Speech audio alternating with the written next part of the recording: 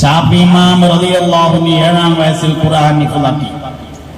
9-ാമത്തെ വയസ്സിൽ മാലിക് ഇമാം റളിയല്ലാഹു അൻഹുവിന്റെ മുവത്ത എന്ന ഹദീസിന്റെ കിതാബ് കാണാതെ പഠിച്ചു.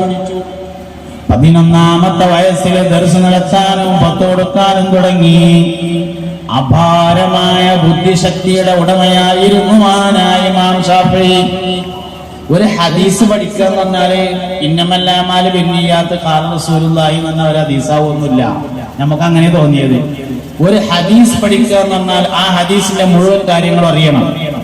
അതിന്റെ സബബുൽ നുസൂൽ, ഈ ഹദീസ് പറയാനുണ്ടായ സാഹചര്യം അറിയണം. ഈ ഹദീസ് റിപ്പോർട്ട് ചെയ്ത പരമ്പര അറിയണം. ആ പരമ്പരയിലെ ഓരോരുത്തരുടെയും പേര്, വാപ്പാന്റെ പേര്, ജന്മസ്ഥലം, ജനിച്ച വർഷം, വഫാത്തായ വർഷം, മരണപ്പെട്ടതിന് ശേഷം കബറടക്കം ചെയ്ത സ്ഥലം, ജീവിതത്തിലെ പ്രധാന സംഭവങ്ങൾ ഇതൊക്കെ അറിയണം. അപ്പോഴേ ഒരു ഹദീസാവുള്ളൂ. അങ്ങനെ 10 ലക്ഷം ഹദീസുകൾ ബൈ ഹാർട്ട്. അതാണ് ഇമാം ഷാഫിഈ റളിയല്ലാഹു അൻഹു.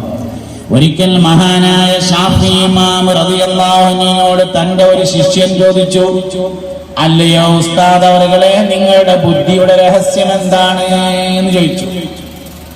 നിങ്ങളുടെ വിജയത്തിന്റെ രഹസ്യം എന്താണ്, നിങ്ങളുടെ ബുദ്ധിയുടെ രഹസ്യം എന്താണെന്ന് ചോദിച്ചു. പറഞ്ഞു, എന്റെ ബുദ്ധിയുടെയും വിജയത്തിന്റെയും രഹസ്യം എന്റെ ഉമ്മയാണ് എന്ന് പറഞ്ഞു.